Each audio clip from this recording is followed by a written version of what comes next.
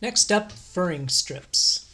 I'm using plywood for this, but because the van roof has a nice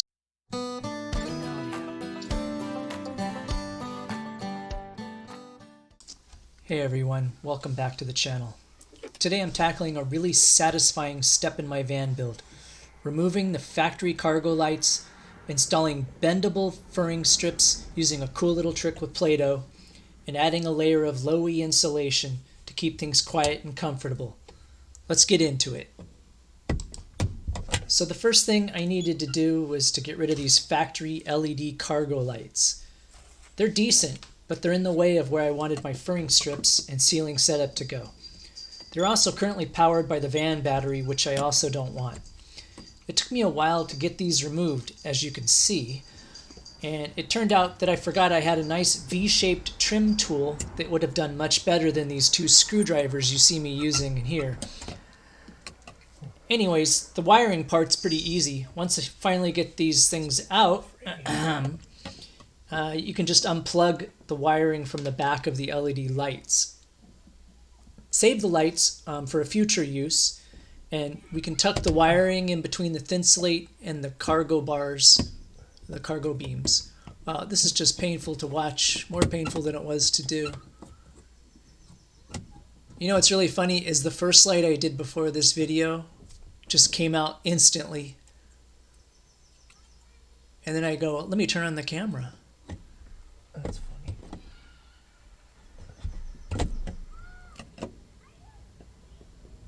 And that's why I think it's funny.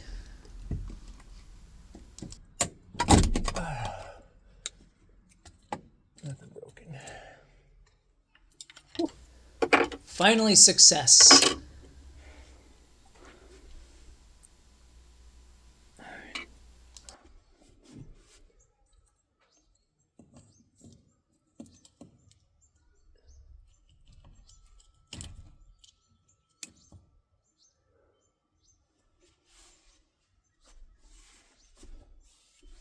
Oh, one other thing, when you remove these lights, they're not labeled in any way, if I recall correctly.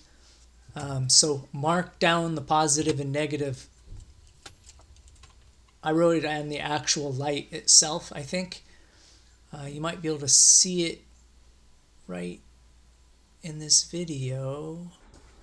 Anyways, yeah, so mark it on the light if you can. It's a good idea.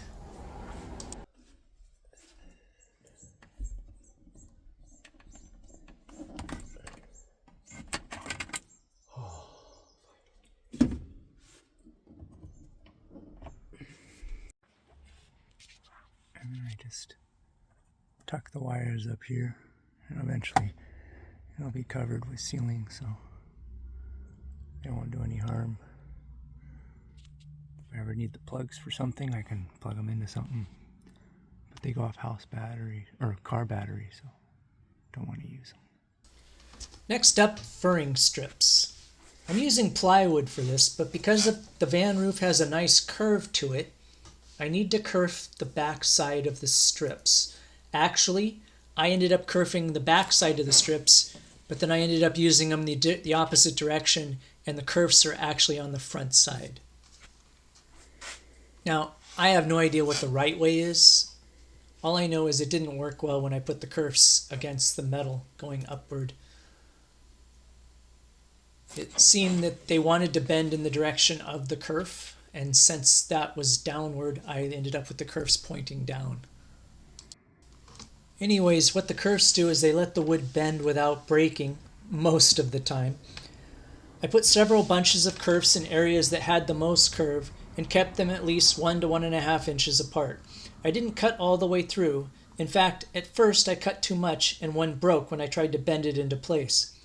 For 1/2 inch ply, I'd say just a little more than 50% cut through and no more. You'll want to test as you go and adjust depending on your plywood thickness and the amount of curvature in your roof. They're not all the same. Also, way out there on the ends, there's a lot of curve. There's a steep little bend down at the end. It's hard to say, but towards the edges, there's a real sharp curve.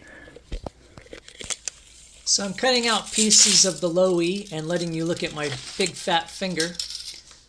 I found the best place to cut the low E was, wow, finger, hey, was at the edge of my garage. There's a little drop off, and if I measure from the drop off, I can actually cut along the cement edge of the edge of my garage floor. So unfortunately, I didn't capture any video when I was putting up the low E, but the process was the same as the walls. I removed the battens, kept track of all the locations of the bolts. There's some M8s and M6s again. And I put up the low E. In some cases, I just taped it on the edges. And in that front section, way there in the front, I actually used the 3M90 to attach it to the thinsulate. Otherwise, it would just be coming down. And you can see, I put up like a sample of a roofing piece. That's not really what I'm going to do, but it's sort of a sample. And that's how my ceiling piece, that's how my ceiling's eventually going to be. It may not be tongue and groove. I haven't even decided. I'm not going to do that till after Alaska. I ended up using some HVAC tape when I ran out of the low E tape that came with the low E. And I don't know, it's coming off, which is weird because HVAC tape usually doesn't come off of anything. If you like this video, please like and subscribe. Thank you. So I think when I put the ceiling pieces in, it's going to look pretty good. I think it'll be able to handle the curvature, hopefully. Anyway, so I stuck some lights in some 1x4s, I think. And so I drilled the holes and stuck the recessed lights that I had, and ran all the wiring down to the DC fuse box that I have. I forgot to countersink all of the bolt holes, so eventually when I go to put the ceiling up, I'm going to have to do that, take the bolts out, countersink them, and put them back, because they need to be flush in order to put the ceiling up eventually. Anyways, I put the frame strips back over the low E with the M6 and M8 bolts, and I put up a few sample pieces of ceiling just to kind of hold the low E up in the meantime before I actually get a ceiling.